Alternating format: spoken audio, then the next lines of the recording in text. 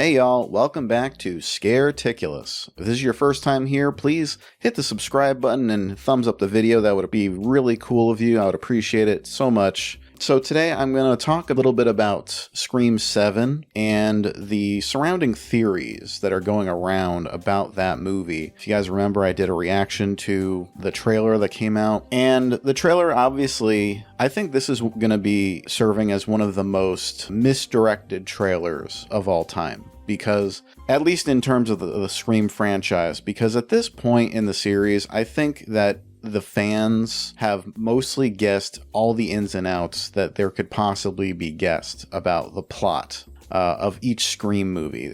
Each successive movie kind of leaves less and less room for the creators to really come up with new things before the fans have already guessed what's going to happen. So obviously they're playing up this whole Stu thing because the fan base has been a huge fan of Stu for a number of years now. They wanted Stu to return. They say he's their favorite Ghostface.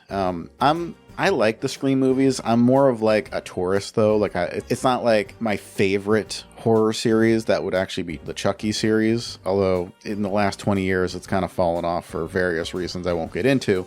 But the Scream series, at least, I can praise for being very consistent, at least in terms of quality. Every movie is enjoyable. I can say that much. I even like the Scream TV show. So I have to give it praise where praise is due, and each iteration in the series tries to do something different, but while still keeping true to the Scream series and the intent of like this kind of meta commentary, not just on the horror genre, but even on the series itself. And I think that's kind of where we're at with this series, is that every entry is kind of like this meta commentary on itself, right? Because now the fan base of Scream has kind of grown to this point where it's not just like this, horror fans that are into Scream. There are just Scream fans. Like that is the fan base. They're a fan of the characters that are in Scream.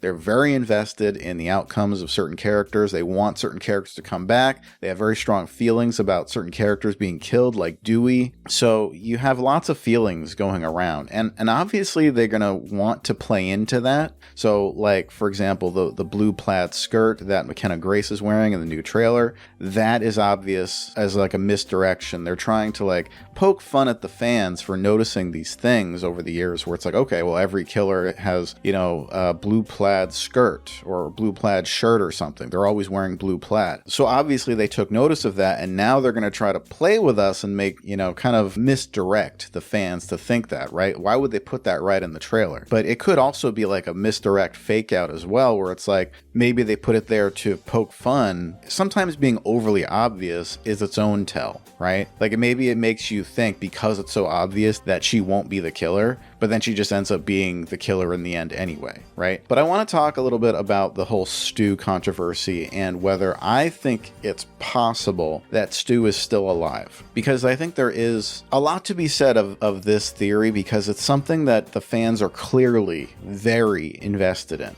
And to the point where it's actually affected the series itself, where they drop little hints of like, well, is Stu still alive? Like in Scream 6 was said like, oh, if you still believe he's dead, Dewey dropping a hint. I believe it was in, Scream 5, speaking about him in the present tense. I mean, there's so many little hints that they keep dropping. And now it's confirmed after like, a year or so that Stu's actually coming back in some form or another. Let's talk about the AI angle. Now, is it possible that they're going to do some kind of AI voice technology thing where AI is used to mimic Stu and really he's actually been dead this whole time, but someone's trying to make Sidney think that he's alive using AI? Either through like just voice technology, which honestly, this series, I feel like people are missing something, that this series has been capable of mimicking people's voices for quite some time now. It's sort of like a soft sci-fi element to the series that I don't really see a lot of people talking about. Like Cotton Weary in Scream 3, he had his voice literally cloned by Ghostface in the beginning scene. What are you doing? What the fuck are you doing? Trying to take the game to the next level. I'm sorry. Come on, open the door, Chris. Game? Yeah, the game. What are you talking about? Talking about how much fun it's gonna be to rip your insides out. Like, how is that possible back then, right? Like literally being cloned in the present. That's not possible. Like, it's not even currently possible to do that. But back then it was possible in the context of the Scream series, right? So in this universe, they've been able to clone people's voices for a long time now. They've had that technology in this universe. So is it possible that someone could be doing that? Yes. Now, I do think that there's something to be said, again, for the fan base and whether they would like this. Like, would they actually take well to this kind of AI cloning thing of Stu? And I don't think they would. I think people would, think that's a bummer. Like, oh, he just appears as like an AI, right? But then what if again, like they're trying to fake out the audience here and make them think it's AI, right? Like, what if in the movie they think, oh, this is AI, this is clearly Stu, this is not really Stu, like this is AI, right? Like maybe they try to identify it as AI, and then later they realize, no, it's actually real, and Stu is actually back, and he is murdering people. Like, what if they try to fake you out multiple times during the movie to kind of just always keep us guessing? They're playing around with our expectations at this point. They're playing around with people's predictions.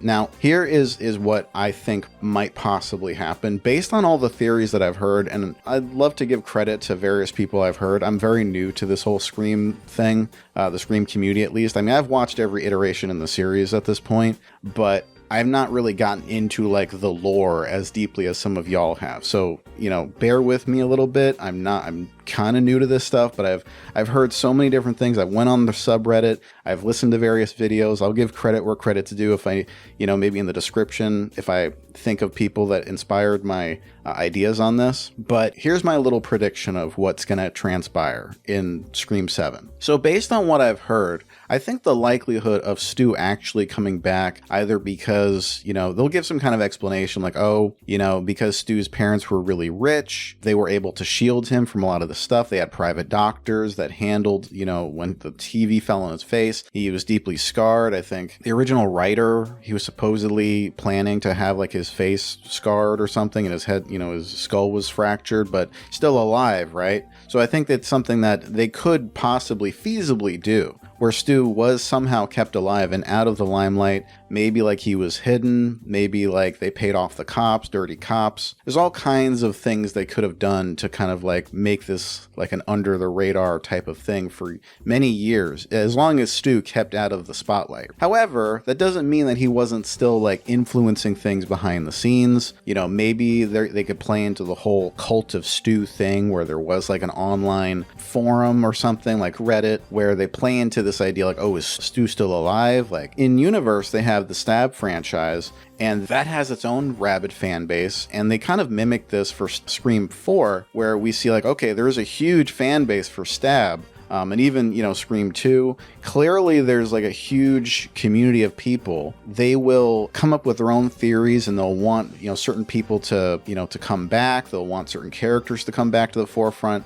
This would have caught on for Stu at some point, and he probably would have been very involved in the online community for a number of years, just being like holed up. He's like a hermit, can't go anywhere for fear of having his identity being sussed out. They probably changed his name a long time ago to keep him, obscured from being identified. So, he's playing into the whole online theories thing. He's getting involved in the community, obviously, but he has his own online mask, right? That could also be a theme in this movie where, we all kind of hide behind a mask online. And that could be like kind of its own meta commentary on, the series, on, discussion of horror and just like online communities in general. And that play into the movie itself, where Stu, he's still involved in all this stuff, and maybe he's influencing other Ghostface killers. I think, because the onset of technology with smartphones and influence being such a thing now, where influencers are like the big deal now, right? So could Stu be like some kind of influencer on the internet, but obviously hidden behind some kind of ghost face avatar, right? That could be something that they kind of play up, where he is hiding still, but he's still influencing people, and that could have reverberations through every entry in the series up to a certain point.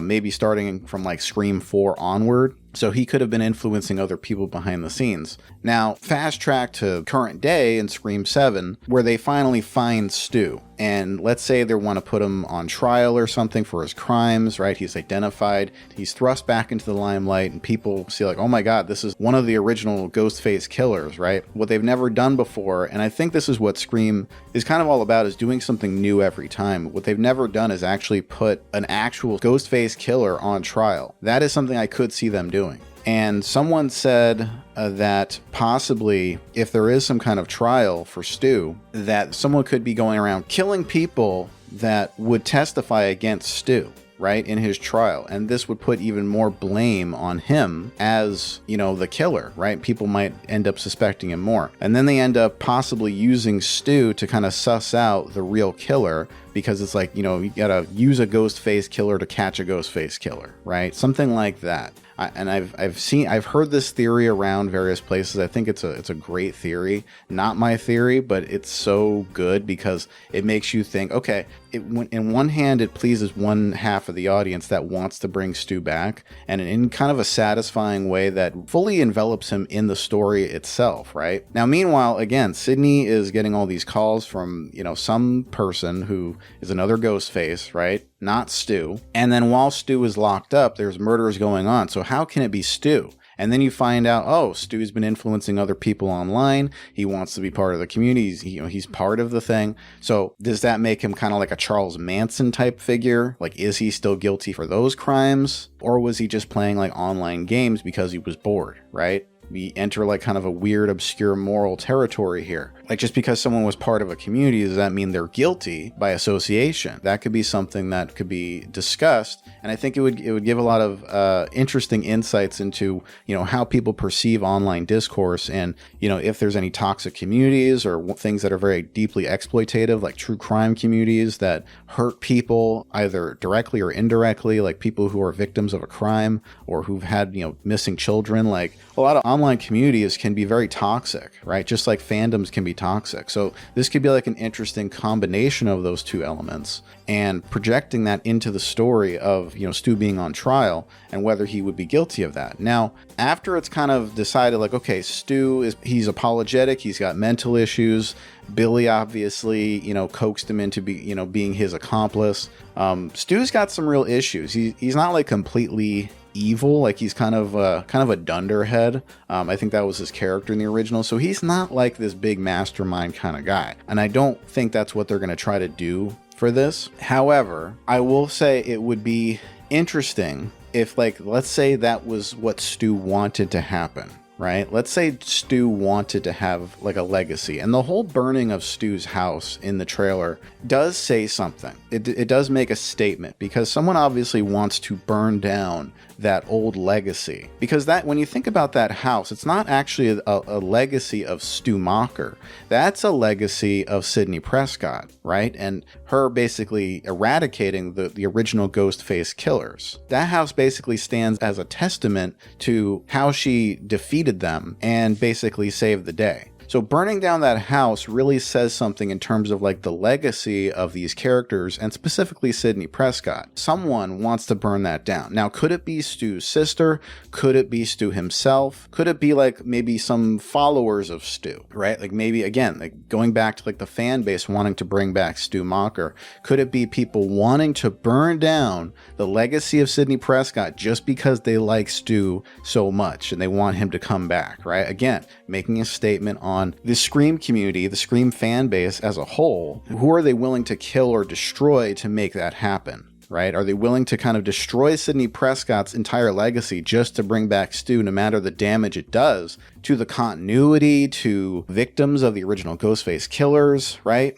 But they want to bring him back either way. So then it's revealed that possibly this could happen, that there's a fake out where they want you to believe like, okay, Stu, he's making a turn for the better. He's trying to identify the Ghostface killer, and, you know, he's deeply mentally ill and he's disturbed and he was led astray. And we kind of feel a lot of sympathy for Stu during the course of the movie, only for them to do a fake out at the end where they're like, gotcha, Stu's actually still very much part of the whole Ghostface ideology, right? He wants to basically start fresh from the beginning because all of the sequels that have happened since then they're not part of the original vision, and Sidney Prescott's entire legacy, right? This is a legacy sequel. They're probably going to make some commentary about legacy sequels. You see, Sid, everybody dies but us. Everybody dies but us. We're gonna carry on and plan the sequel, because let's face it, baby, these days, you gotta have a sequel. And how, you know, all these sequels since then have kind of been a product of an ill-gotten legacy, right? Sidney Prescott's legacy is ill-gotten, according to Stu, according to his followers. So they want to start things over. They're probably going to bring back like the similar setting and kind of like almost like a stage play, right? Where, you know, they face off again, you know, against Sidney, and they try to like redo it. But this time with Sidney losing and Stu's legacy beginning anew, right? Her trilogy's over. She had her happy ending. She decided to try to, you know, keep her legacy going. And now it's going to be a reset fresh, right? From the beginning. So basically what I'm saying is, I think everyone's going to have their cake and eat it too here, where Stu will come back. Maybe at first they think it's AI, but then it's revealed, no, it's actually not AI. And that is actually Stu. And then once we believe that Stu has made a turn for the better, they fake us out and we see that no, he's still evil. He still wants to kill people. And that is basically where we get our ending, where Sidney basically points the gun at him and takes the shot. And she says, you know, the old rules still apply, right? Because basically Stu wants to change the rules. He wants to change the sequence of events, change the legacy with his new rules in place, right? There are certain rules that one must abide by in order to successfully survive a horror movie. Never, ever, ever, under any circumstances say, I'll be right back. Because you won't be back. I'm getting another beer. You want one? Yeah, sure. I'll be right back!